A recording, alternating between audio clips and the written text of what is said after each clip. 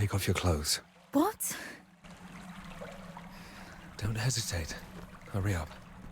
This new gacha game is wild. It takes everything you know about gacha games and throws them out the window. Well, except maybe for the gacha and the time-gated progression. If you're under 18, click off right now. We're talking about serious adult stuff, like taxes and mortgage. And you're still here. The game is called Duet Night Abyss. And bro, these devs, they have zero filter. If this doesn't get an R18 rating, I'll eat a tissue. Just watch this clip. Why not use your magic on them and boom! Yo, isn't that eugenics? Yeah, I'm not kidding. This game straight up has the darkest themes you can think of. And it even has racial supremacy themes, which is an idea that specific failed artist was obsessed with.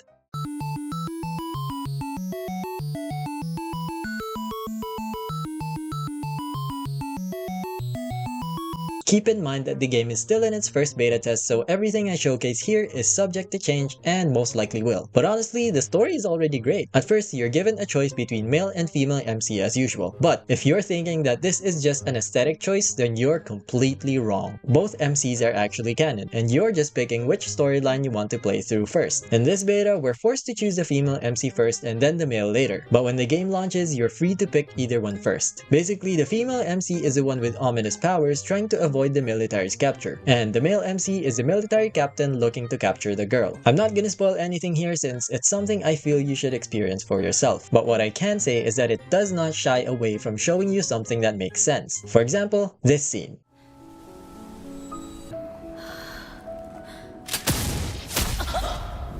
Yeah, they just wiped off a banner character in the story. What about marketable plushies, you might ask? Well, these devs don't give a shit, and they want to make a good story instead of marketable plushies apparently. And now this scene.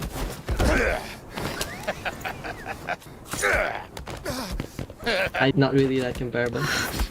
No! Don't. Father! You bastards! No! What do you think you're doing? They just shot a civilian? Yeah, the policeman just offed a kid out of racism. Oh, and the choices you make, the characters will actually do it. Unlike in other major games, don't expect them to do what the devs just intended them to. The choice is really yours. Watch this.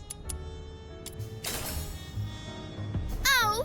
It hurts! Someone do something about this! And armed soldiers hitting a helpless young girl. You. As for the gameplay, I have to say that it's really unpolished at the moment. The inertia does not carry over between moves, so it looks like the characters are just thinking in between movements. I'm sure they could fix this though. Also, there's no sprint, which is really weird. If you have to get around quickly, you need to perform creative movement techs like this. Now the combat itself is really satisfying, especially with the melee combat. The hit feedback is great, and it micro-stuns enemies too, which is always good for hack and slash enjoyers out there. As for the skills themselves, I can talk about all the skills of the characters in a separate vid if there's a demand for it. But basically, there's one skill and one ult for each character. And the third skill is the active skill of the Pokemon you equip. Oh yeah, there's also a Pokemon system here as well, which gives you a skill and a passive depending on the one you equip. And oh boy, the cast of characters are well diverse. And the best part is that you're not locked into any single playstyle. And it's all thanks to the gear system. The gears here aren't just simple stat buffs. They actually shape your playstyle because aside from boosting stats, they can change the attributes of your skills. You can change the duration, the energy cost, and range of your abilities as well. So if you want to, you can turn a character into a scream wipe character. Or if you want, you can turn that same character to land heavy hits in one specific area for bosses. It's your choice. And it's not just that. All characters can equip any weapon type in this game as long as you equip one melee and one ranged. Yeah, you heard that right. Anyone with anything. So that diversifies the playstyles even more. So in this game, two people can play the same character but with completely different looks, playstyles, and weapons. Oh, and all weapons are craftable by the way. Yeah, even the exclusive ones for absolutely free. You just need to farm the blueprint for the weapon and then you can craft it using materials. And lastly, the gacha. So basically, the first SSR is guaranteed to be the limited character in the limited banner. Yes, you heard that right. No more losing 50-50s. Right now, it looks more like a proof of concept with all the jank, but honestly, if this gets fixed, this could be great, even without the sprint. I have seen this work before, trust me. I have like 2,000 hours over the last decade on that other Space Ninja game, so I definitely dig the concept, even if it's really rough around the edges right now. I've said my thoughts and hopefully they'll welcome the feedback. But what about you guys? Would you play this game on release? Why or why not? This is the perfect time to voice out what you want to see in this upcoming gacha.